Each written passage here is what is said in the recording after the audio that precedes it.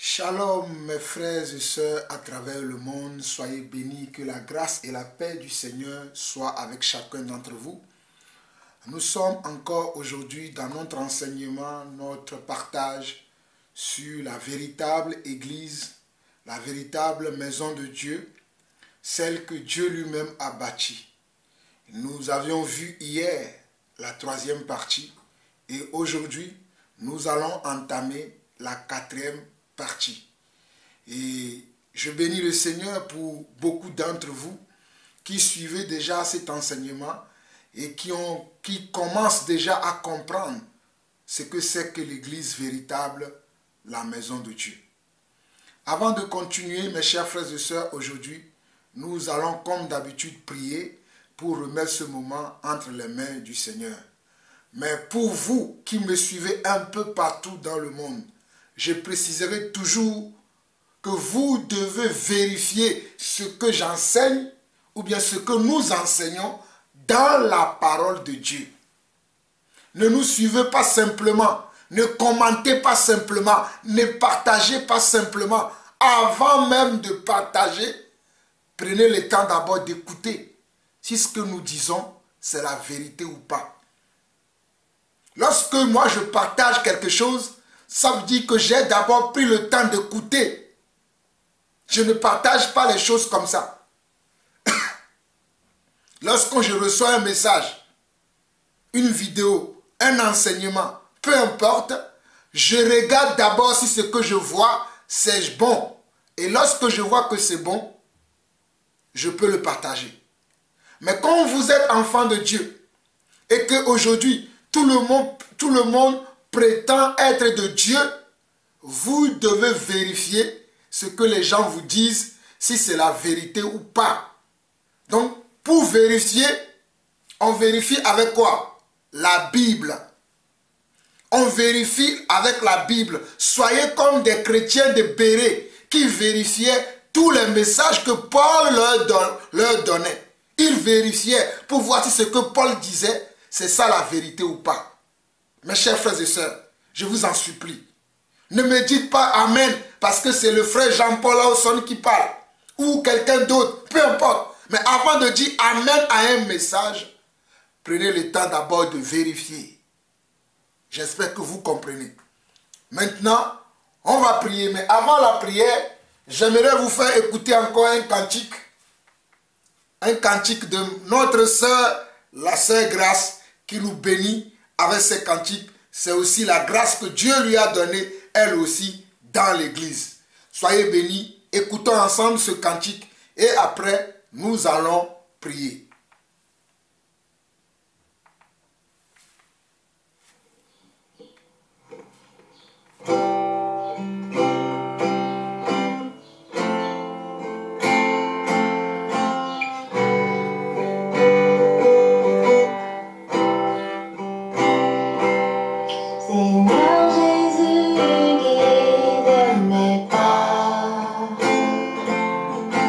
Seigneur Jésus,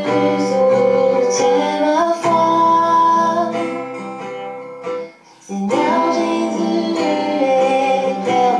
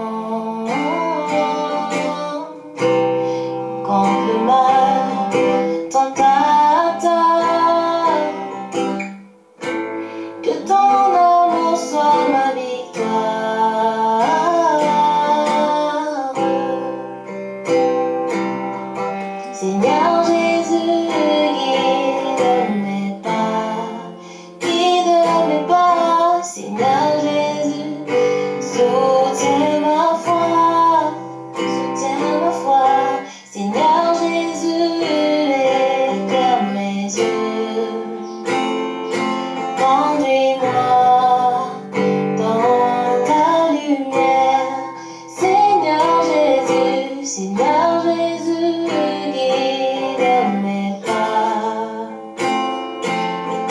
Seigneur Jésus, soutiens ma foi.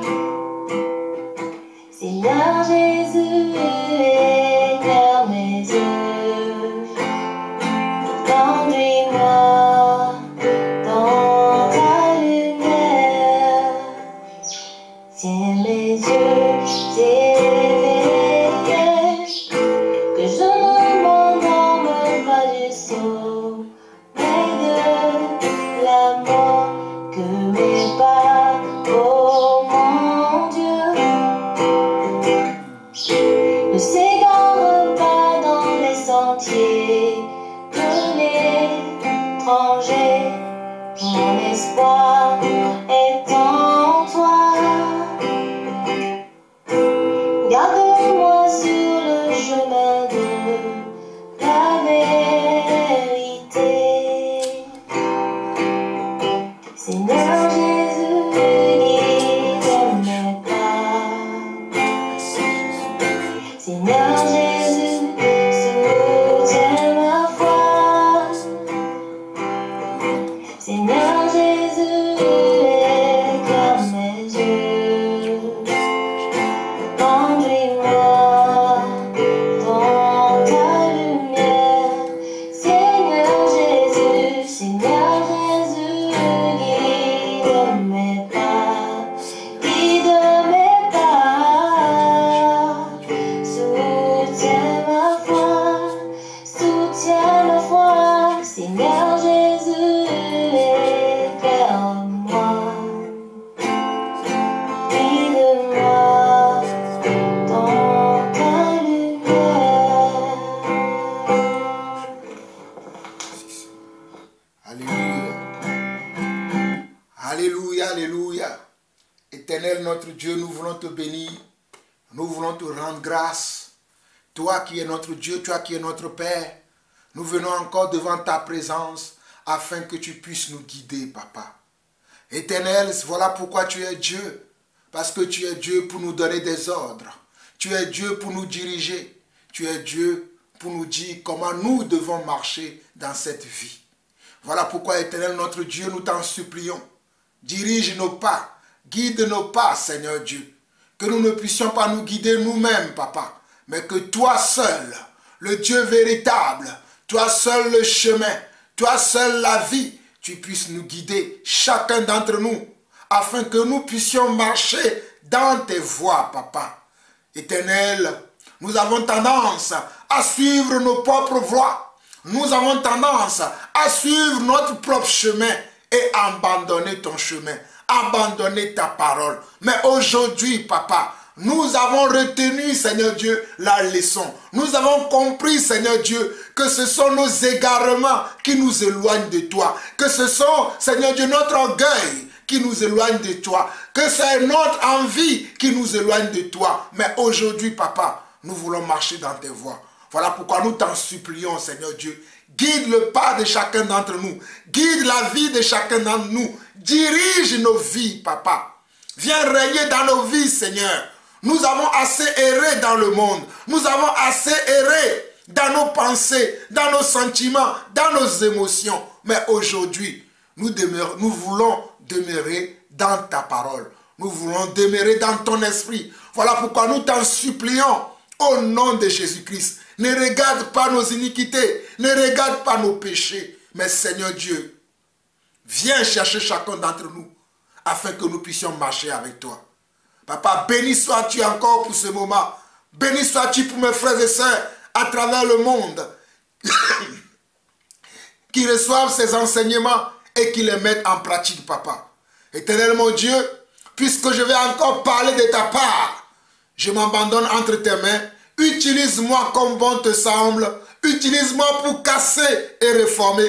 Utilise-moi, Seigneur Dieu, pour bâtir une foi profonde et une foi solide dans la vie de mes frères et sœurs qui m'écoutent et qui me reçoivent. Au nom de Jésus-Christ, nous avons ainsi prié. Amen, amen et amen. Shalom, shalom, shalom à tous. Comme je l'ai dit dès le départ, nous allons continuer notre enseignement Nous nous sommes arrêtés hier en Matthieu chapitre 18. Nous allons reprendre encore aujourd'hui en Matthieu chapitre 18. Et nous sommes dans la 4e partie sur notre enseignement ou bien sur l'enseignement sur la véritable église. Sur la véritable église. Quand je dis la véritable église, ça veut dire l'église qui marche selon Dieu ou bien l'église qui ressemble à l'église de Dieu. Pas toutes les églises. Nous savons qu'aujourd'hui, il y a beaucoup d'églises dans le monde. Nous savons aujourd'hui que beaucoup se réclament de Dieu. Mais à quoi reconnaîtra-t-on que quelqu'un est réellement de Dieu? C'est ce que nous sommes en train de voir. Mes chers frères et sœurs, il faudrait que vous compreniez ces choses. Parce que c'est le fondement de notre vie chrétienne. C'est le fondement de notre foi. Nous devons comprendre pourquoi nous disons que nous sommes l'église. Nous devons comprendre pourquoi nous fréquentons une assemblée chrétienne, une assemblée qui se réclame de Dieu. Nous devons savoir pourquoi nous le faisons. Nous devons comprendre qui est réellement de Dieu ou pas. Nous devons le savoir. Voilà pourquoi j'insiste. J'insisterai toujours parce que beaucoup aujourd'hui ne comprennent pas ça. Ils pensent que parce qu'ils fréquentent une assemblée ou bien parce qu'ils prient, qu'ils prient Jésus, que Dieu les connaît. Non, non, non, non, non. Il y a une marche à suivre. Il y a des principes à appliquer dans la vie.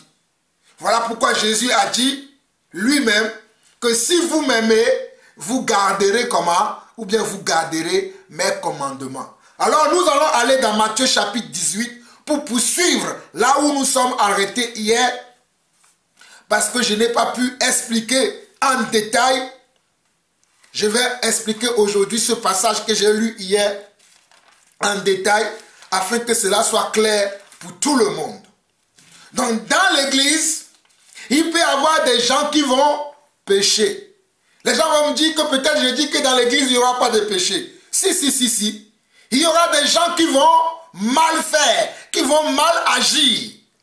Je répète encore, même dans l'église de Jésus-Christ, il y aura des gens qui vont mal faire, qui vont mal agir. Mais une fois qu'on va leur rappeler la parole de Dieu, il faut qu'ils se soumettent à cette parole-là. Une fois qu'on va leur rappeler à se souvenir de ce que le Seigneur a dit concernant ce cas, le cas dans lequel le frère ou la sœur se retrouve, il faut que la personne se soumette à la parole. Mais si la personne ne veut pas se soumettre à la parole, il n'est pas enfant de Dieu. Un enfant de Dieu se soumet à la parole de Dieu. Voilà pourquoi je prends la parole de Dieu pour expliquer ce que c'est que la véritable église. Il peut arriver qu'un véritable enfant de Dieu, par mégarde ou par manque de persévérance, pêche ou commet une faute. Cela ne fait pas de lui tout de suite un Satan ou bien quelqu'un qui est rebelle. Non, il peut arriver que dans l'église, un enfant de Dieu véritable, je ne sais pas, peut-être par manque de persévérance, manque de vigilance, manque de sagesse, peut pécher. Il peut arriver.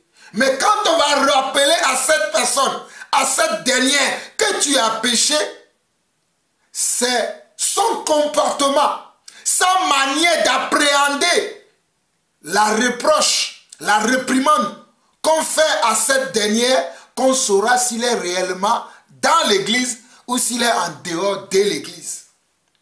Je répète encore cette phrase.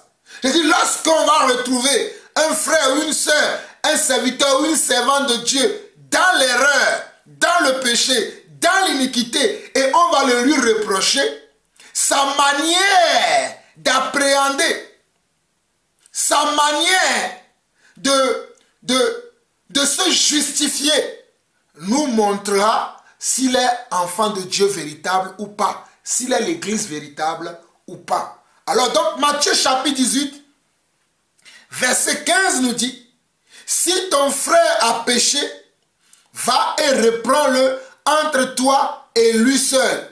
S'il t'écoute, tu as gagné ton frère. Qu'est-ce que je veux dire? par là, nous sommes juste le verset 15. On dit, si ton frère a péché, ça veut dire que si un frère a péché contre toi, un frère a mal agi contre toi, une soeur a mal agi contre toi, un frère a fait quelque chose qu'il ne fallait pas faire et il a fait contre toi, tu dois d'abord aller voir le frère et lui dire, frère, tu m'as fait telle chose, cela n'est pas juste, cela n'est pas bon, pourquoi tu m'as fait ça? Mon frère, tu ne devrais pas agir de telle manière. Si le frère te demande, pardon mon frère, je suis désolé, j'ai mal agi, vous êtes quitte. C'est un frère ça. C'est une véritable église ça. Mais si le frère refuse, il continue à dire que ce qu'il a fait c'est juste. Imaginons que le frère, il t'a menti. Tu as remarqué qu'il t'a menti. Et tu viens lui prouver par des preuves que tu m'as menti. Et que le frère continue à soutenir son mensonge. Il n'est pas un enfant de Dieu. Un enfant de Dieu ne pêche pas déjà. Maintenant, toi, tu as péché. On vient te révéler ton péché. Tu continues de t'obstiner dans le péché et dire que, soutenir que ce que tu dis ou ce que tu fais, c'est ça qui est la vérité. Tu n'es pas un enfant de Dieu.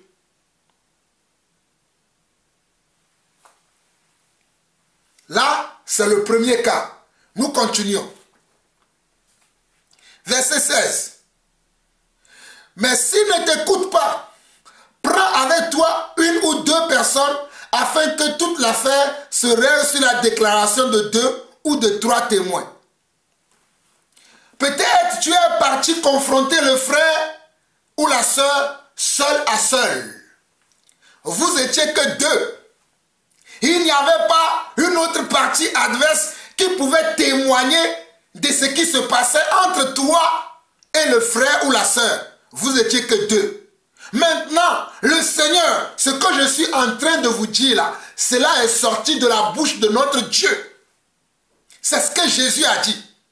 Maintenant, tu vas prendre un autre frère, quelqu'un qui ne connaît pas cette affaire, cette histoire, ces litiges qui est entre toi et ton frère ou ta soeur. Tu vas le prendre, tu vas lui dire, voici ce qui s'est passé entre Marc et moi, Jean-Paul. Entre Judith et Esther.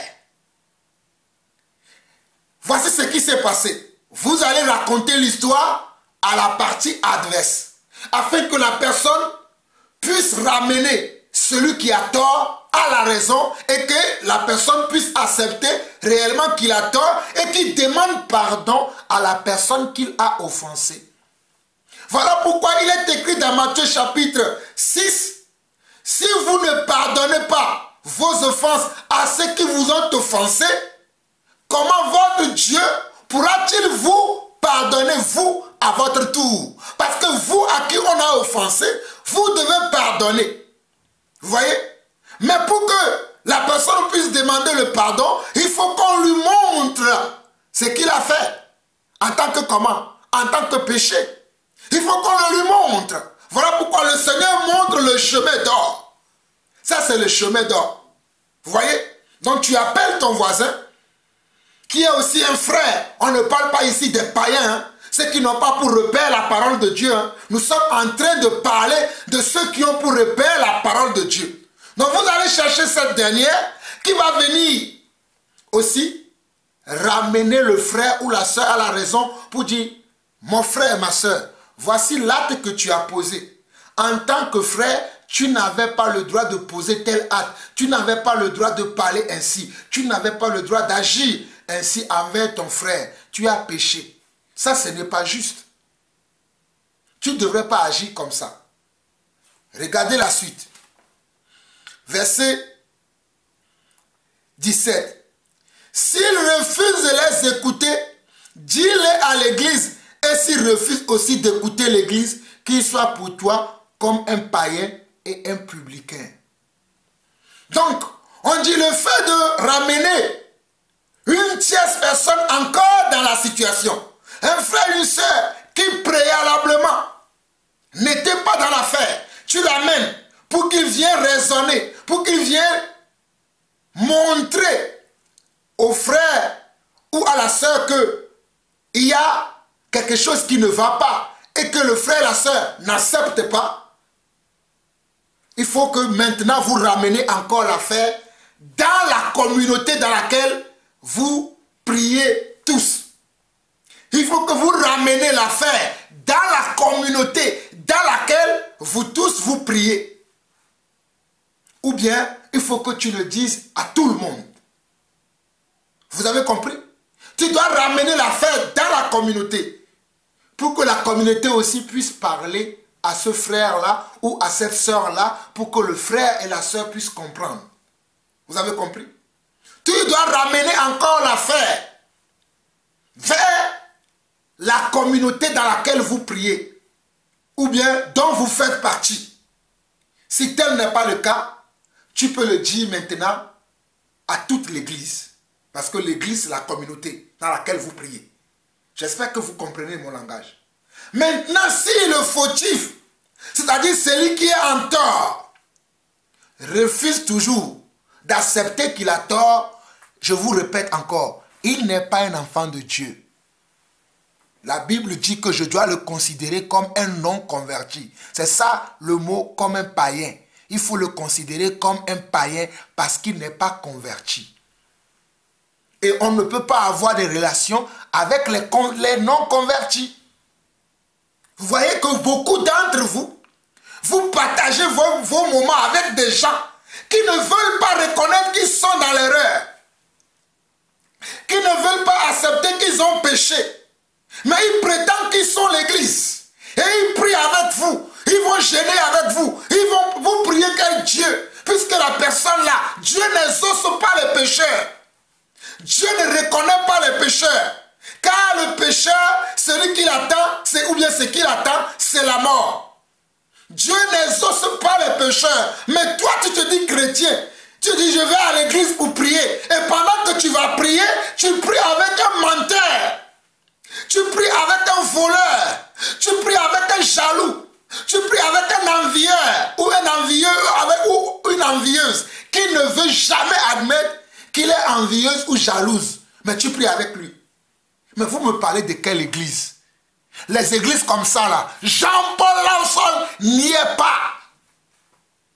Les égarés de plein de personnes. Parce que lorsque nous leur parlons de ces choses, comme je vous ai dit, demandez aux gens que moi je fréquente. Demandez à toutes les églises dans lesquelles moi je suis passé. Je peux m'asseoir comme ça. Mais lorsque je sens qu'il y a le péché, quand je parle d'église dans laquelle je suis passé, je parle des communautés que j'ai fréquentées, des communautés dans lesquelles j'ai grandi, des communautés dans lesquelles même j'ai été formé. Quand je suis arrivé à maturité et que j'ai compris le message principal que Dieu veut qu'en tant qu'église, nous pratiquons dans notre vie, demandez à toutes ces personnes. Ils vous diront que Jean-Paul, c'est quelqu'un qui n'aime pas le péché. Voilà pourquoi quand j'arrive des fois, les gens ont peur. Ils disent, ah, il est là encore ce monsieur. Je vous dis la vérité, quand j'arrive dans l'assemblée, les gens ont peur. Parce qu'ils savent que lorsque je vais parler, je vais dénoncer le péché. C'est ça dans l'église. On doit dénoncer le mal. On doit ôter le mal du milieu de nous comme Paul nous l'a montré dans 1 Corinthiens chapitre 5. On doit enlever le mal au milieu de nous. Voilà pourquoi quand je suis dans l'assemblée, j'aime tout le temps voir. Est-ce que nous sommes en ordre? Est-ce que nous respectons les paroles du Seigneur? Est-ce que nous marchons selon la volonté de Dieu? Est-ce que ce que le Seigneur a dit, allez faire de toutes les nations mes disciples et enseignez-leur ce que je vous ai prescrit? J'aime toujours vérifier si nous sommes dans les prescriptions de Dieu dans l'église. J'aime toujours vérifier ça. Et quand je remarque que les prescriptions ne sont pas respectées, là je parle. Je vais parler à la personne ou aux personnes qui ne suivent pas les prescriptions.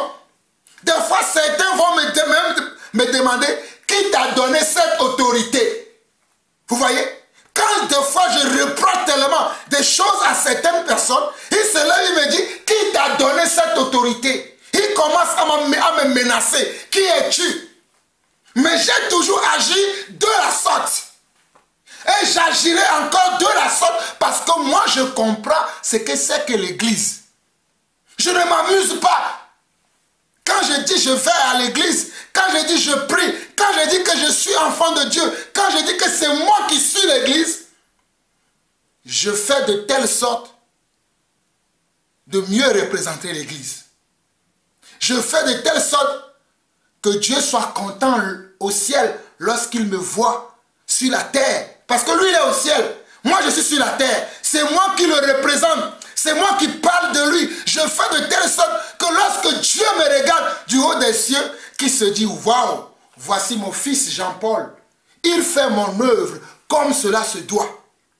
Je n'aime pas des tâches, car Jésus-Christ reviendra chercher une église sans tâche ni ride. Je ne sais pas si vous comprenez ça. Jésus-Christ reviendra chercher une église sans tâche ni ride. Mais comme je vous ai dit que nous aurons 12 chapitres au moins dans cet enseignement, nous verrons ça plus tard. Nous verrons ça plus tard. Qu'est-ce que cela veut dire une église sans tache ni ride? Nous le verrons plus tard. Nous continuons et nous étions dans Matthieu chapitre 18. Et là, nous avons parlé comment? D'un péché que quelqu'un a commis envers son frère. C'est-à-dire, c'est un péché qui n'est pas public, qui n'a pas été fait en public, mais c'est un péché entre deux personnes. Comment on doit le traiter dans l'église, c'est ce que nous venons de voir ça. Vous avez vu? Mais est-ce que c'est ce qu'on fait dans vos assemblées? Dans vos assemblées où vous priez aujourd'hui là, c'est ce que vous pratiquez? Si vous ne pratiquez pas ça là, mes frères, vous êtes perdus. Si vous ne pratiquez pas ce que nous venons de lire là, vous êtes perdus. Parce que ça, c'est Jésus-Christ qui a parlé. Et vous réclamez de Jésus-Christ. Mais dans vos assemblées, vous avez des querelles entre vous. Vous avez des animosités entre vous. Malgré cela, vous venez vous réunir pour dire, ah oui, Seigneur, au nom de Jésus. Et au nom de Jésus, rien ne va se passer. Dieu n'écoute pas vos prières. Parce que vous n'êtes pas dans ses prescriptions. Vous avez fait vous-même votre affaire, votre communauté, selon vos propres règles, mais les règles de Dieu, vous les avez mis dehors. Vous avez mis vous-même vos règles dans l'église. Mais les règles de Dieu là, vous avez mis ça dehors. Je vous donne un exemple. Le Dieu dit dans 1 Corinthiens chapitre 11, qu'une femme, lorsqu'elle prie, elle doit voiler la tête. Je vous vois dans les églises, les femmes sont là avec les mèches. Oh, temps d'intercession, je prie pour ceci, je prie pour cela. Et tu vois les sœurs, toutes les têtes sont nues. Et vous croyez que Dieu vous regarde? Croyez-vous que Dieu vous regarde? Dieu ne vous regarde pas parce que vous avez enlevé ces prescriptions de vos églises. Croyez-moi, quand nous allons avancer dans cet enseignement-là, vous allez me détester. Je vous dis la vérité. Vous allez me détester quand nous allons avancer dans ce que je suis en train de vous montrer là. Vous n'allez pas m'aimer. Et moi, je ne cherche pas l'amour, mais je cherche l'approbation du Père. Que le Père soit content. Ah, mon fils, il est en train d'enseigner encore la vérité. C'est ça ce que moi je cherche. Je ne cherche pas l'amour. L'amour, je l'ai déjà trouvé. J'ai déjà trouvé l'amour. Vous, vous cherchez l'amour des hommes. Moi, je ne cherche pas l'amour des hommes. L'amour, je l'ai déjà trouvé. L'amour, c'est Christ. L'amour, c'est la parole de Dieu. L'amour, c'est Christ. Maintenant, il y a une des choses que les gens ne comprennent pas. Nous allons aller dans Galates chapitre 2. Galates chapitre 2, rapidement. Ces fondements sont nécessaires.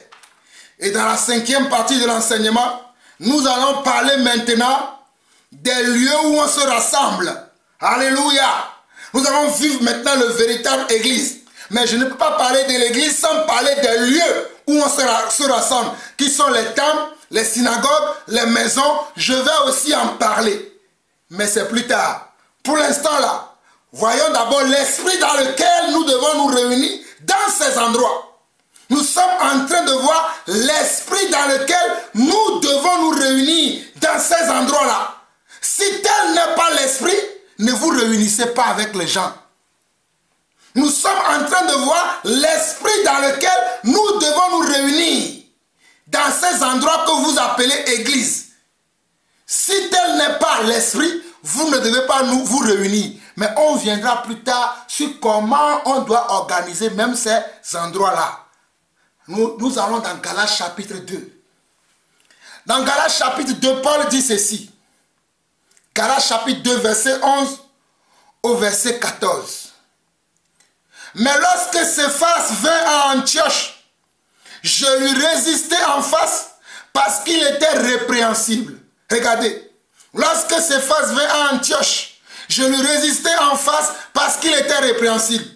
En effet, avant l'arrivée de quelques personnes de l'entourage de Jacques, il mangeait avec les païens et quand elle fut venue, il s'esquiva et s'était à l'écart par crainte des circoncis. Avec lui, les autres juifs usaient aussi de dissimulation, en sorte que Barnabas même fut entraîné par leur hypocrisie. Voyant qu'il ne marchait pas droit, selon la vérité de l'évangile, Galates 2, verset 14. Voyant qu'il ne marchait pas droit, selon la vérité de l'évangile, je dis à Céphas, en présence de tous, si toi qui es juif, tu vis à la manière des païens et non à la manière des juifs, pourquoi forces-tu les païens à judaïser? Là, nous sommes dans Louis II. Je vais relire ce même passage dans la Bible juive complète et je vais interpréter. Galates chapitre 2, verset 11 au verset 14. Oh, j'espère que vous comprenez maintenant les Écritures et que vous allez changer votre manière de prier avec les gens aujourd'hui ou de raconter que je suis l'église ou je vais à l'église. Vous allez changer ça. Si cet enchaînement ne vous amène pas à revoir votre vie, votre style de vie, votre manière de prier, en tout cas, moi j'aurais fait ma part du travail. Galates 2, verset 11 au verset 14. Par contre, quand Képha vint à Antioche, je me suis opposé à lui publiquement. Je me suis opposé à lui publiquement. Car qui vient? Képha. Képha, c'est qui? C'est l'apôtre Pierre. Paul dit, par contre, quand Képha vint à Antioche, je me suis opposé à lui publiquement car il était dans l'erreur. Car il était dans l'erreur. Et je me suis opposé à lui publiquement. Je me suis opposé à lui publiquement car il était dans l'erreur. Quand il y a erreur, il faut qu'on s'oppose à l'erreur. Dans l'église de Dieu, nous devons nous opposer à l'erreur. Moi, je me pose à l'erreur. Dieu m'a appelé, il m'a encadré, il m'a enseigné pour que je puisse savoir ce qui est juste, ce qui est droit, ce qui est convenable, ce qui est acceptable. C'est ce qu'on doit pratiquer dans sa maison. Si tel n'est pas le cas, je dois m'opposer. Si vous ne voulez pas vous opposer, c'est votre choix. Mais moi, je m'oppose. Verset 12. Pourquoi Paul s'est opposé à Pierre, qui est Képha? Il le dit au verset 12. En effet, avant l'arrivée de certaines personnes de la communauté de Jacob, il mangeait avec les croyants païens. Il mangeait avec les croyants païens. Mais quand ils arrivaient, il se retira et s'était à l'écart parce qu'il avait peur de ceux qui étaient en faveur de la circoncision des croyants païens. Avec lui, les autres croyants juifs se comportaient aussi comme les hypocrites, de sorte que Barnabas lui-même fut entraîné par leur hypocrisie. Mais quand j'ai compris qu'il ne marchait pas droit selon la vérité de la bonne nouvelle, j'ai dit à Képha, devant tout le monde, si toi qui es juif, tu vis à la manière d'un païen et non comme un juif, pourquoi forces-tu les païens à vivre à la manière des juifs? Pourquoi forces-tu les païens à vivre à la manière des juifs? Ici, qu'est-ce qui se passait? Je vais vous interpréter ça très rapidement. L'apôtre Pierre a rendu visite aux croyants païens qui venaient de naître de nouveau, qui venaient d'accepter le salut éternel et qui ont commencé à suivre les enseignements avec Paul et les autres apôtres. Et l'apôtre Pierre les a rendus visite. Il était en compagnie de Paul, Barnabas et les frères qui étaient à Antioche. Et pendant que les autres frères puissent venir de Jérusalem, puissent venir de d'autres contrées, il était en train de manger même dans le même plat. Avec qui? Avec les païens. Maintenant, il voit arriver les autres frères de Jérusalem et de d'autres contrées. Il se leva et se metta comme s'il n'était pas en train de manger dans la même assiette avec les païens lorsqu'il avait vu ses frères arriver. Il voulait s'esquiver et il s'esquiva même pour montrer qu'il n'était pas mélangé aux païens. Et ce comportement qu'il a eu, on appelle ça la dissimulation. On appelle ça comment? L'hypocrisie. Et comme il a eu ce comportement, étant lui-même un apôtre, vous voyez, étant lui-même un apôtre authentique de Dieu, d'autres frères ont suivi le même comportement, la même attitude que Pierre a fait. Ils l'ont suivi. Même Barnabas, qui était le compagnon, qui marchait tout le temps avec Paul, lui aussi a été entraîné par ce comportement-là. Et Paul les a vus de loin, il a dit, mais non, mais qu'est-ce que ces gens-là font? Mais ça, ce n'est pas la vérité. La vérité, c'est que il faut manger avec même les païens, il faut être avec eux. Mais ce n'est pas parce qu'on est avec les païens que voilà, on a renié notre foi. Vous ne devez pas vous mettre à l'écart. Mais qui est à l'origine de ce comportement? L'apôtre Pierre. Paul va le lui réprimander publiquement devant tous les autres frères, devant les chrétiens ou bien les croyants d'Antioche et les autres qui sont venus d'autres contrées, et devant eux tous, au même instant, Paul va faire quoi? Va réprimander Pierre. Pour dire, toi qui es juif, qui connais les Écritures, qui sait que Dieu a dit que nous devons aimer tout le monde, et que Jésus est mort, et pour nous les juifs, et pour les païens. Mais ceux-là maintenant, ce sont des païens qui ont embrassé maintenant la foi que nous avons nous aussi. Et tu sais, Pierre, que Jésus nous a dit que le salut commencera d'abord à Jérusalem, puis à Samarie, puis sur toutes les autres extrémités de la terre. Puis sur toutes les autres extrémités de la terre. Et cela se manifeste aujourd'hui à Antioche. Que ceux-là, qui étaient des païens, puissent croire maintenant à ce que nous aussi nous avons cru. Et nous mangeons avec eux, nous célébrons avec eux. Mais pourquoi toi tu te mets à l'écart comme si tu n'étais pas avec eux? C'est de l'hypocrisie. Tu es un hypocrite, Pierre. Tu es un hypocrite et tu ne peux pas forcer les autres à devenir comment? À devenir enfant de Dieu comme toi. Si toi-même, tu ne vis pas de la bonne manière ce à quoi tu crois. Si toi-même tu ne le vis pas de la bonne manière, pourquoi tu veux que les autres puissent faire comme toi? L'a-t-il fait en cachette? A-t-il dit, oh, je vais aller gêner pour que Pierre arrête ce comportement? C'est ce que Paul a fait? Non, je vais aller prier pour que Pierre arrête ce comportement. C'est ce que Paul a fait. Il lui a interdit ça. Il a repris formellement, publiquement, devant tous les hommes. Parce que son péché, lorsqu'il commettait ce péché, il l'a commis devant tous les hommes et ce péché a entraîné d'autres personnes. Ceux qui pêchent publiquement, nous devons les reprendre publiquement pour que tous ceux qui sont mêlés se repentir. Voilà les Écritures que nous comprenons, nous. Ceux qui pêchent publiquement, nous allons les reprendre publiquement pour que les autres aussi puissent comprendre qu'on ne doit pas pécher. Ce n'est pas en cachette qu'on va le faire. Je ne sais pas quelle Bible vous lisez, mais moi je suis l'apôtre Jean-Paul. L'apôtre Jean-Paul, c'est ce que je suis. Et Dieu m'a appelé pour que je puisse donner l'ordre dans l'église. Parce que l'église est désordonnée. L'église est gangrénée des hypocrites, des dissimulateurs. Et il faut des gens qui révèlent qu'il y a de la dissimulation dans l'église, qu'il y a comment?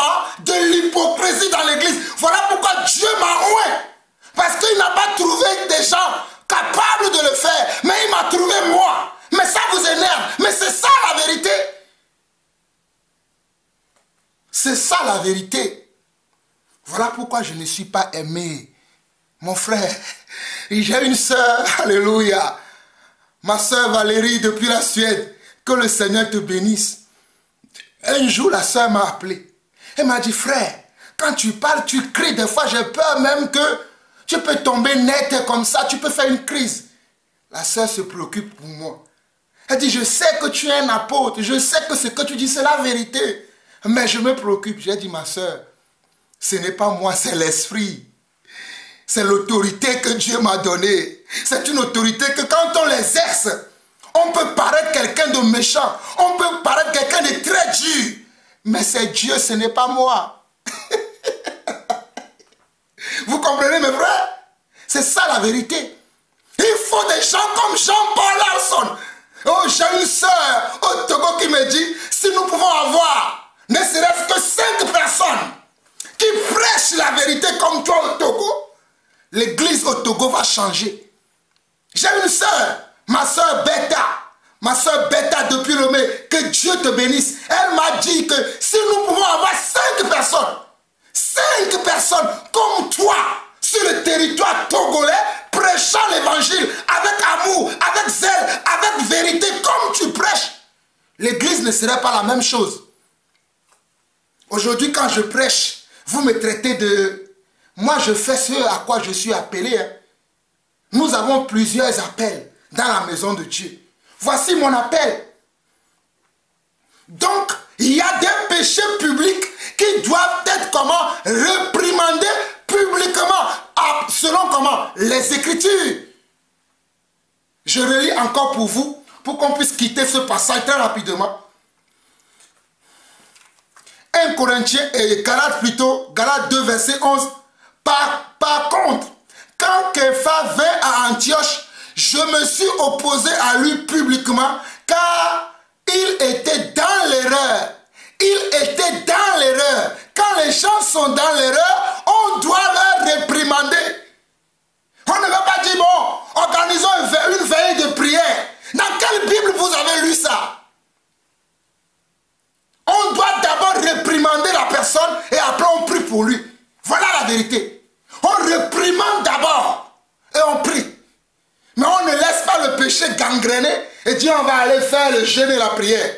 Vous ne comprenez pas les Écritures. En effet, avant l'arrivée de certaines personnes de la communauté de Jacob, c'est-à-dire les Juifs qui venaient de Jérusalem, ils mangeaient avec les croyants païens, mais quand ils arrivaient, ils se retiraient et s'étaient à l'écart parce qu'ils avaient peur de ce qui était en faveur de la circoncision des croyants païens. Il avait comment? Peur. Il avait comment? Peur. Et aujourd'hui, à cause de la peur, les gens ne prêchent plus la vérité. À cause de la peur d'être rejetés, les gens ne disent plus la vérité. Alléluia. À cause de la peur de ne plus être aimés, les gens ont changé l'évangile. À cause de la peur de ne plus être appréciés, les gens ont changé l'évangile de Yeshua.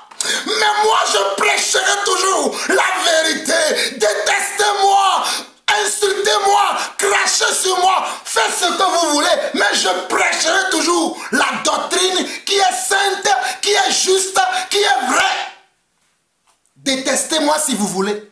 Mais Jean-Paul Larson prêche prêchera toujours la pure et la sainte doctrine. Pas la doctrine mélangée, pas la doctrine frelatée, pas la doctrine mélangée, pas la doctrine frelatée, mais la pure et la sainte doctrine. C'est ce que moi je prêche. Voilà la différence entre eux et moi ou eux nous. Parce que nous sommes nombreux. Je salue mon frère Barouani Enzo du côté de Canada. Ces derniers jours, oh, je le vois aussi à l'œuvre. Je le vois en train de prêcher le même message que je prêche, peut-être d'une autre manière. Mais nous sommes à l'œuvre. Nous sommes à l'œuvre. Nous sommes nombreux. Nous sommes 7000 personnes que Dieu a mises à part pour un temps comme celui-ci. Nous sommes nombreux. Peut-être nous ne sommes pas aimés. Peut-être nous ne sommes pas selon l'apparence que vous souhaitez. Peut-être nous n'avons pas les artifices que vous voyez chez les autres. Peut-être nous n'avons pas les biens matériels que les autres ont. Mais nous avons l'esprit et nous avons tout. Alléluia. Nous avons l'esprit et nous avons tout. Nous avons Dieu et nous avons tout. Vous ne voulez pas suivre la vérité. Regardez. Paul dit, Galates 2, verset 11 au verset 14. Par contre, quand Képha vint à Antioche, je me suis opposé à lui publiquement, car il était dans l'erreur. En effet, avant l'arrivée de certaines personnes de la communauté de Jacob, il mangeait avec les païens, mais quand ils arrivaient, il se retira et s'était à l'écart parce qu'il avait peur de ceux qui étaient en faveur de la circoncision des païens. Avec lui, les autres croyants juifs se comportaient aussi comme des hypocrites, de sorte que Barnabas lui-même fut entraîné par leur hypocrisie. Mais quand je compris qu'il ne marchait pas droit selon la vérité de la bonne nouvelle, j'ai dit à Képha devant tout le monde, si toi qui es juif, tu vis à la manière des goïs, des païens et non des juifs, pourquoi forces-tu les goïms, les païens à vivre à la manière des juifs? Quand on comprend qu'un frère s'égare, s'éloigne de la parole de Dieu, on doit le ramener en le réprimandant, en lui montrant la vérité, en lui disant que tu es en train de sortir de la vérité. Si on ne le lui dit pas, il va entraîner d'autres personnes, car le péché attire le péché. Le péché attire le péché et la sainteté attire la sainteté. Alléluia. La sanctification attire la sanctification. Mais le péché attire le péché. Le mal attire le mal. Le bien attire le bien. Voilà pourquoi nous devons ôter le mal du milieu de l'église. Nous devons ôter le mal du milieu de l'église. Si nous ne le faisons pas, c'est en vain que nous disons que nous sommes l'église de Dieu. Je répète encore. Si nous n'ôtons pas, c'est-à-dire si nous n'enlevons pas le mal dans l'église, du milieu de l'église, mais nous prétendons que nous sommes l'église, c'est en vain que nous le faisons. C'est en vain que nous le faisons. Si nous n'arrivons pas à ôter le mal de l'église, nous côtoyons le mal tous les jours. Nous côtoyons l'injustice tous les jours. Nous applaudissons même pour l'injustice et nous croyons que Dieu est avec nous. Nous le faisons en vain. Vous pensez que je mens? Allons dans 1 Corinthiens chapitre 15. Rapidement. 1 Corinthiens chapitre 15. Oh, alléluia, soyez bénis. L'Esprit du Seigneur est sur moi pour que j'enseigne sa parole avec précision et exactitude. Allons dans 1 Corinthiens chapitre 15. 1 Corinthiens chapitre 15. Regardez ce que Paul dit du premier verset au verset 4. Il dit: frères, je dois vous rappeler maintenant la bonne nouvelle que je vous ai annoncée, que vous avez reçue et dans laquelle vous demeurez ferme. Donc dans la bonne nouvelle que nous avons reçue, nous devons demeurer fermes dans cette bonne nouvelle. Nous ne devons pas tourner ni à gauche, ni à droite, ni changer les choses, mais nous devons rester comment? Toujours dans cette bonne nouvelle en étant ferme. Dieu cherche des chrétiens et des chrétiennes qui sont fermes. Dieu cherche des hommes et des femmes qui sont fermes.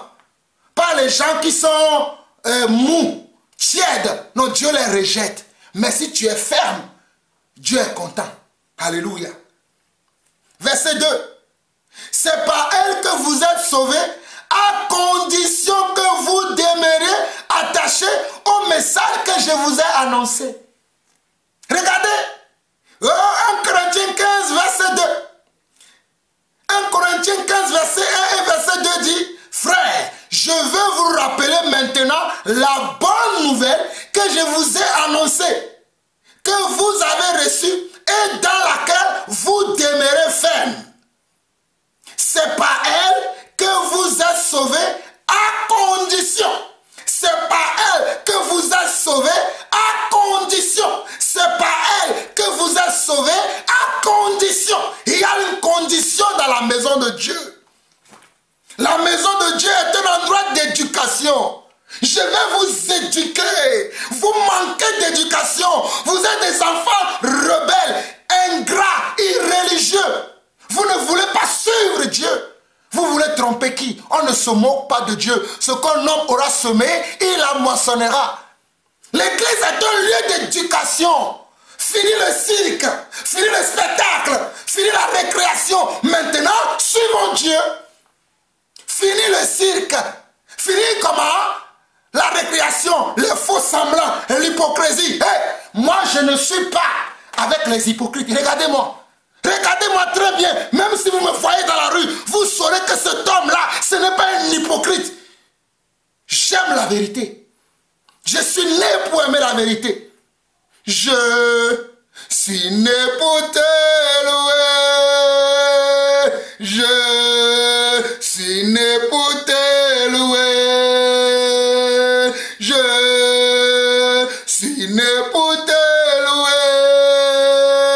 Je suis né pour t'élever. Oui, je suis né pour t'adorer. Oh, je suis né pour t'adorer.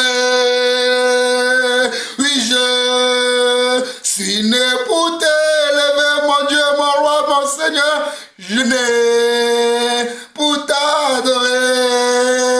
Oui, né pour te louer. Oui, né pour t'adorer. Né pour t'élever. Moi, je suis né pour l'adorer. Je suis né pour l'élever. Je suis né pour le glorifier. Je suis né pour qu'au travers de moi, d'autres puissent suivre la ligne droite, le comportement, l'attitude, le caractère. Je suis né pour ça. Si toi tu es né pour pécher, va pécher. C'est ton choix. Mais moi, j'ai décidé de le glorifier. J'ai décidé de le louer parce que c'est ce qu'il attend de moi. Vous avez vu? Vous-même, allons dans 1 Corinthiens 11. 1 Corinthiens 11, le verset 17. 1 Corinthiens 11, le verset 17 dit, 1 Corinthiens 11, verset 17 dit, ce que je ne loue point. Oh, alléluia. 1 Corinthiens 11, verset 10 dit, 1 Corinthiens 11, verset 10 dit, je poursuis avec d'autres instructions. Je ne vous félicite pas, car lorsque vous vous réunissez, cela vous fait plus de mal que de bien. Regardez. Je ne vous félicite pas, car lorsque vous vous réunissez, cela vous fait plus de mal que de bien.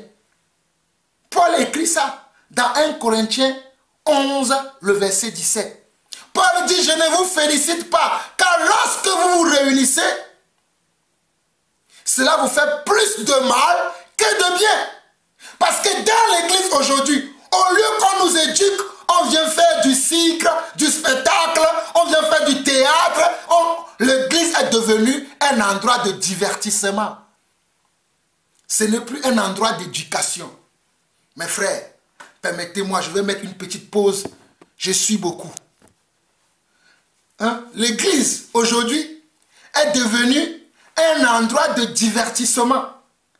Ce n'est plus un endroit où les gens sont éduqués, sont enseignés, sont encadrés. Et pour que, quand on voit ces gens-là, on puisse voir Christ à l'intérieur d'eux. Mais quand on nous voit, les gens se moquent de Dieu aujourd'hui. Mais ça ne serait pas à cause de moi. Moi, je ne veux plus que les gens en me regardant puissent se moquer de Dieu. Je veux que les gens en me regardant puissent craindre Dieu.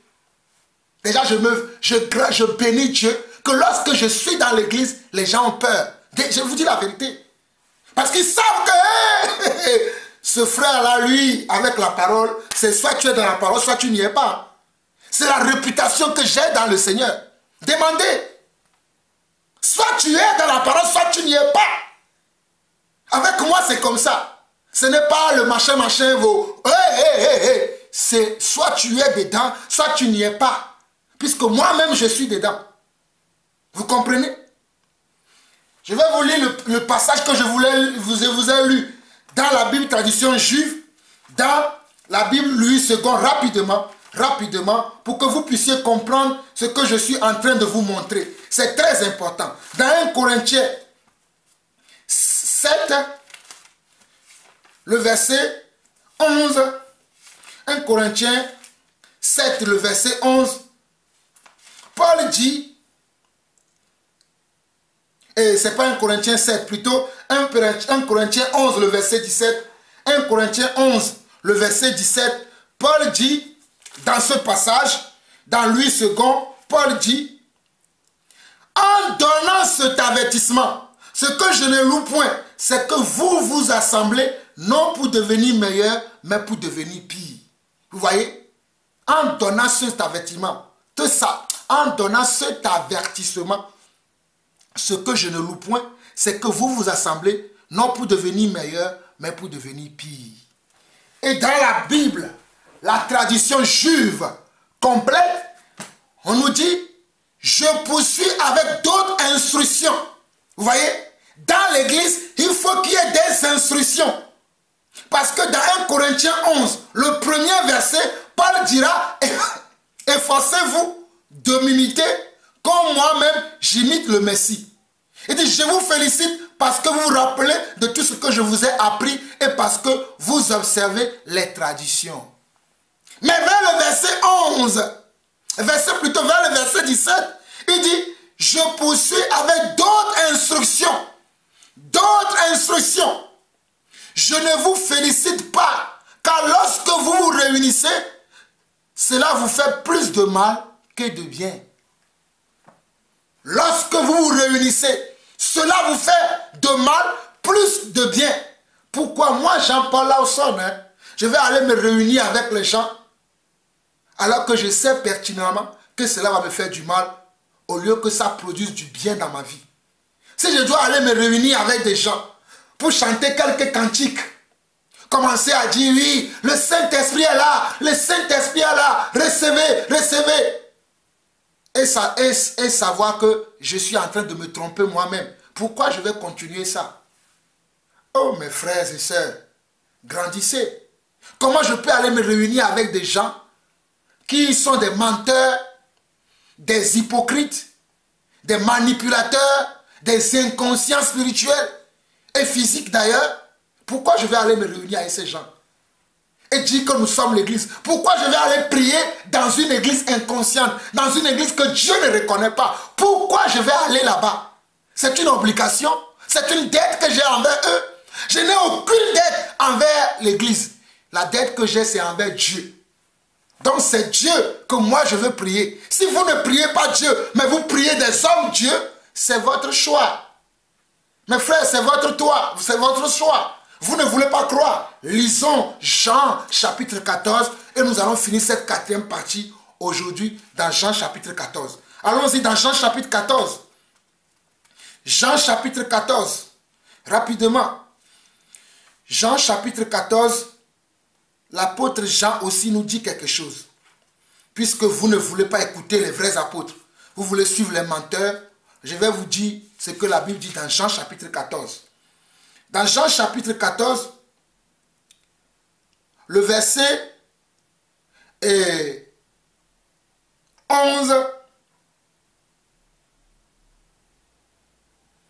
Jean chapitre 14, je vais d'abord lire dans Louis II, avant de lire dans la Bible tradition juive, je vais vous lire d'abord dans Louis II, parce que c'est plus parlant dans Louis II. Jean 14, le verset 15, Jésus dit, « Si vous m'aimez, gardez mes commandements. Si vous m'aimez, gardez mes commandements. » Dans l'église de Dieu, nous prétendons aimer Jésus. Voilà pourquoi nous nous réunissons les dimanches, les samedis, ou bien peut-être 2 jours de la semaine, pour partager ensemble soit le repas du Seigneur, soit comment s'exhorter mutuellement. Mais on nous dit, si vous m'aimez, gardez mes commandements. Jean 14, 15, si vous m'aimez, gardez mes commandements. Et moi, je prierai le Père, et il vous donnera un autre consolateur, afin qu'il demeure éternellement avec vous. Donc dans l'église, nous avons un consolateur qui demeure éternellement avec nous. Vous voyez? Mais si nous disons si nous prétendons que nous aimons Dieu, nous devons garder ses commandements. Et les commandements de Dieu, c'est quoi? C'est sa parole. Ce sont ses prescriptions. Ce sont ses préceptes. Ce sont ses lois, ses ordonnances. Souvenez-vous du chapitre 1 de cet enseignement, du chapitre 2, du chapitre 3 et aujourd'hui du chapitre 4. Je répète que les mêmes choses. Mais de diverses manières, afin que vous compreniez c'est quoi l'église. Verset 17 de Jean 14, il dit, « L'esprit de vérité que le monde ne peut recevoir parce qu'il ne le voit point et ne le connaît point. Mais vous, vous le connaissez car il demeure avec vous et il sera en vous. » Vous qui êtes l'église, vous voulez vous comporter comme le monde qui n'a pas l'esprit de vérité. Le monde n'a pas l'esprit de vérité. Voilà pourquoi dans le monde, la fornication est plébiscitée. L'adultère est plébiscité. Le vol est plébiscité. Le mensonge est plébiscité. La jalousie est plébiscitée. L'amour du monde est plébiscité. Parce que ceux-là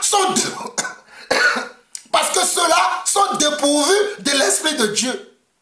Mais toi et moi, nous avons l'esprit de Dieu. Comment nous devons nous comporter encore comme le monde? Il y a un problème. Si tu prétends être l'église de Dieu, tu prétends être enfant de Dieu, et où tu te comportes encore comme le monde, il y a un problème. Moi, je ne peux pas me comporter comme le monde. Parce que l'esprit de Dieu qui est en moi me conduit. Il me dit, Jean-Paul, reviens là.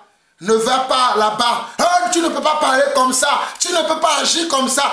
Agir comme ça. C'est ça ce qu'on appelle l'esprit que le monde n'a pas. Tu es marié. Tu ne peux plus aller chercher une autre femme. Prends soin de ta famille. Ça fait partie de l'église. Mais les gens ne veulent pas comprendre ça. Ils veulent se comporter comme les païens. Ils veulent faire des choses comme les païens. Mais nous ne sommes pas des païens. Nous sommes des enfants de Dieu. Je continue. Verset 18. Je ne vous laisserai pas orphelin. Je viendrai à vous. Encore un peu de temps et le monde ne me verra plus. Mais vous me verrez car je vis et vous vivrez aussi. Vous voyez? Le monde ne voit pas Dieu. Le monde est dans les ténèbres. Le monde est dans les ténèbres parce que Dieu, ils ne le voient pas. Ils ne l'ont pas reçu comme leur Seigneur et leur Sauveur. Ils n'ont pas accepté la main tendue de Dieu. Mais si toi et moi, nous avons accepté la main tendue de Dieu, Dieu demeure avec nous. Voilà pourquoi il dit, même si je m'en vais au ciel, je demeurerai toujours avec vous parce que je vous ai donné mes ordonnances. mes prescriptions, mes commandements, mes façons de faire, mon style de vie. J'étais là avec vous tous les jours et vous m'avez observé tout le temps. Verset 20. En ce jour-là, vous connaîtrez que je suis en mon Père, que vous êtes en moi et que je suis en vous. Regardez. Je relis encore du verset 18 au verset 20. Il dit, je ne vous laisserai pas orphelin. Je viendrai à vous. Encore un peu de temps et le monde ne me verra plus. Mais vous, vous me verrez car je vis et vous vivrez aussi. En ce jour-là, vous connaîtrez que je suis en mon Père, que vous êtes en moi et que je suis en vous. Verset 21 de Jean 14. Celui qui a mes commandements et qui les garde, c'est celui qui m'aime. Celui qui a mes commandements et qui les garde, c'est celui qui m'aime. Celui qui a mes commandements et qui les garde, gardes-tu les commandements de Dieu ou tu gardes les commandements de ta communauté païenne qui se dit chrétienne? Tu gardes les préceptes, les ordonnances qui sont fabriquées par des hommes, qui sont plantées par des hommes, mais les ordonnances qui sont plantées par Dieu, vous les rejetez. Vous les mettez dehors et vous dites que vous êtes des enfants de Dieu. Quel Dieu? Non pas le Dieu d'Abraham, d'Isaac et de Jacob. Non pas le Dieu qui s'appelle Jésus, mais c'est votre propre Dieu. Mais ce n'est pas le Dieu véritable. Car le Dieu véritable dit dans Jean 14, le verset 21, celui qui a mes commandements. Il faut d'abord avoir ces commandements-là. Et ensuite les garder. Les garder, c'est celui-là qui m'aime. Regardez, celui qui a mes commandements et qui les garde, c'est celui qui m'aime. Et celui qui m'aime sera aimé de mon Père. Je l'aimerai et je me ferai connaître à lui. Et je me ferai connaître à lui. Regardez la parole, mes frères. Regardez, celui qui a mes commandements et qui les garde, c'est celui qui m'aime. Et celui qui m'aime sera aimé de mon Père. Je l'aimerai et je me ferai connaître à lui. Celui qui a mes commandements et qui les garde, c'est celui qui m'aime. Et celui qui m'aime sera aimé de mon Père. Je l'aimerai et je me ferai connaître à lui. Je continue. Jude, non pas l'Iscariote, lui dit, Seigneur, d'où viens-tu que tu te feras connaître à nous et non au monde? Jude lui pose encore la question, malgré tout ce que le Seigneur vient de lui dire. Jude dit, non. Et Jude dit, Seigneur, d'où viens-tu que tu te feras connaître à nous et non au monde?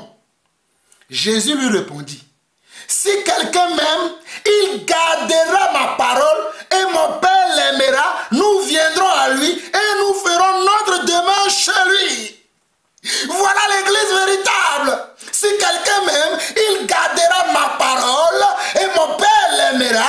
Et mon Père et moi, nous verrons faire de cette personne, de cette dernière, notre demeure. Es-tu la demeure de Dieu? Je te pose la question, mon frère. Es-tu véritablement la demeure de Dieu ou tu mens toi-même? Celui qui est la demeure de Dieu là, c'est celui qui a gardé les commandements de Dieu. C'est celui qui a gardé les paroles de Dieu. C'est celui qui aime la parole de Dieu et il les garde. C'est celui-là en qui Dieu a fait quoi? Dieu a fait de lui son temple. Verset 24. Celui qui ne m'aime pas ne garde point mes paroles. Et la parole que vous entendez, regardez le verset 24 et je vais m'arrêter là. Celui qui ne m'aime pas ne garde point mes paroles. Et la parole que vous attendez n'est pas de moi, mais du Père qui m'a envoyé.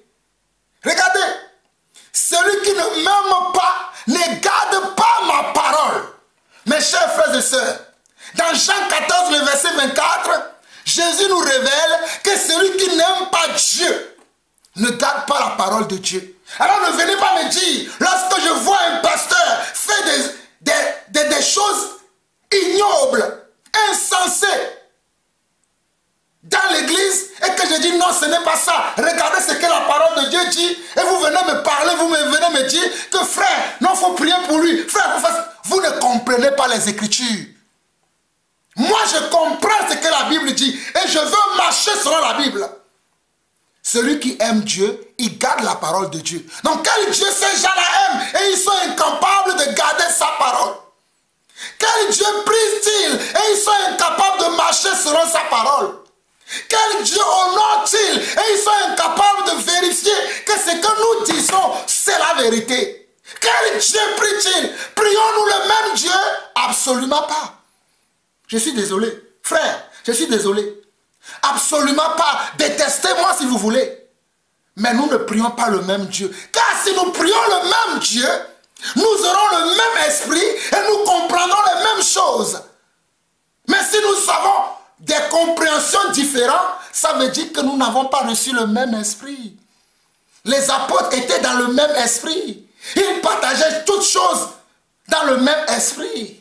Parce que c'est l'esprit de Dieu qui les réunissait. Car Dieu est esprit d'abord. Avant d'être chair, Dieu est esprit. Et les apôtres, les premiers chrétiens, les premiers croyants étaient dans le même esprit. Voilà pourquoi on les persécutait. Ils allaient de ville en ville, toujours persécutés. Qui est-ce qui les persécutait? Les gens qui se réclamaient de Dieu, mais qui faisaient le contraire de ce que Dieu disait. Regardez bien, qui les persécutait? Les gens qui se réclamaient de Dieu, mais qui faisaient le contraire de ce que Dieu disait. Et quand ils voyaient que certaines personnes faisaient autre chose, cela les énervait. Il n'y a rien de nouveau sous le soleil. Hey frères et sœurs, il n'y a rien de nouveau sous le soleil. Ce qui a été, c'est ce qui est. Et c'est ce qui sera. Et il n'y a rien de nouveau. Le même comportement que les pharisiens, les sadducéens, les scribes et surtout encore les souverains sacrificateurs ont eu à l'égard des premiers croyants, des premiers chrétiens. Allez lire les livres des Actes des apôtres. C'est le même comportement que je vois de nos jours. C'est la même chose que je vois de nos jours. On nous injure, on nous traite de faux, on nous traite de tous les mots, mais pourtant c'est nous qui disons la vérité au moins. Regardez, nous n'avons pas le temps de lire le même passage ici. Sinon j'allais vous le relire encore. Mais j'espère que vous avez déjà compris ce que le Seigneur veut nous faire comprendre. Jean 14, verset 24 dit, « Celui qui ne m'aime pas ne garde pas ma parole. » Celui qui ne m'aime pas ne garde pas ma parole. Mais celui qui n'aime pas Dieu, qui ne garde pas la parole de Dieu, qui est là à s'agenouiller devant les statuettes. Oh, Ave Maria, aie pitié de nous. Sainte Marie, Mère de Dieu, Saint Antoine, Saint ceci, alors que les saints c'est nous. Mais eux, ils ont d'autres saints. Ou bien ils viennent s'agenouiller devant un homme. Ils racontent des rêves et des visions nocturnes qui n'ont rien à voir avec la vérité qui est dans la Bible. Des rêves et des visions nocturnes qui n'ont rien à voir avec la vérité. Et vous croyez que c'est ces gens-là qui sont des serviteurs de Dieu? Hey, le temps est venu pour que vous puissiez voir la différence entre ceux-là et nous.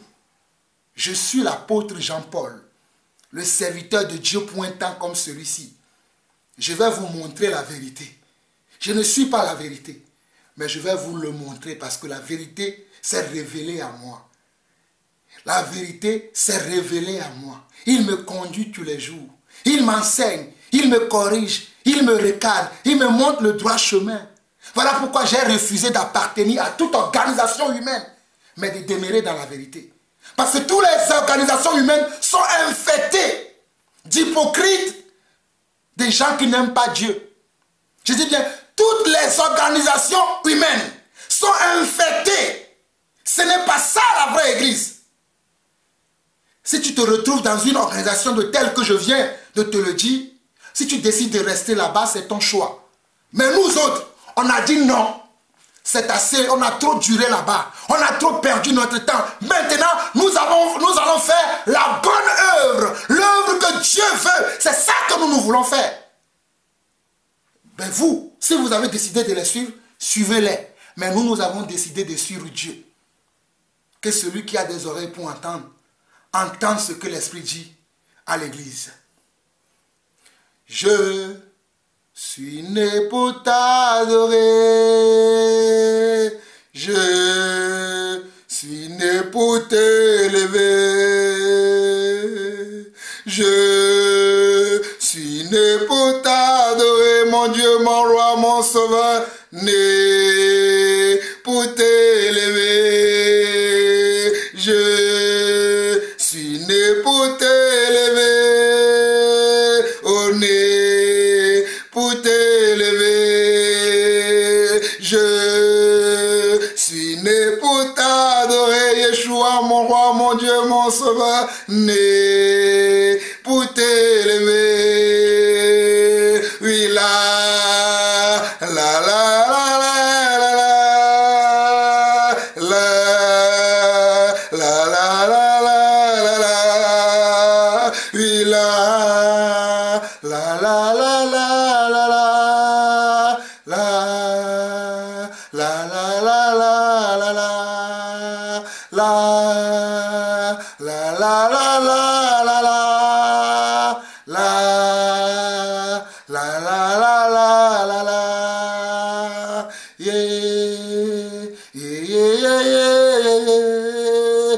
Oh, oh, oh, oui, je veux t'aimer, Seigneur, oui, je veux t'aimer, Yeshua.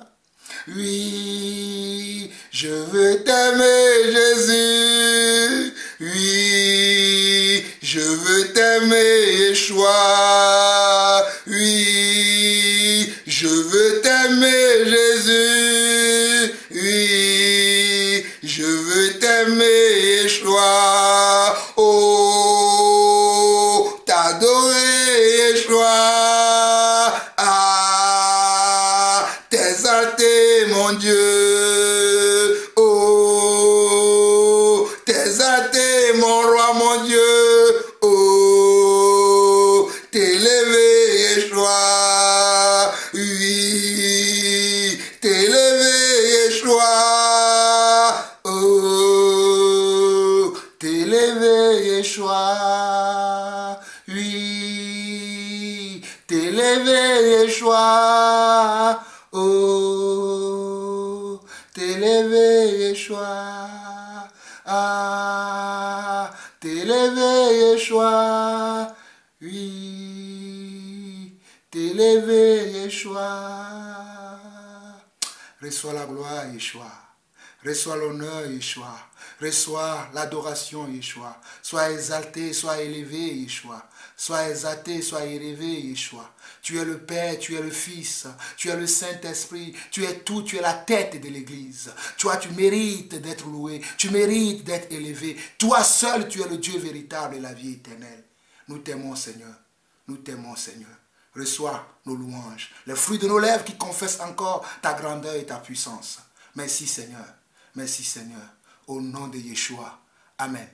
Amen. Shalom à vous tous. Shalom et shalom et shalom.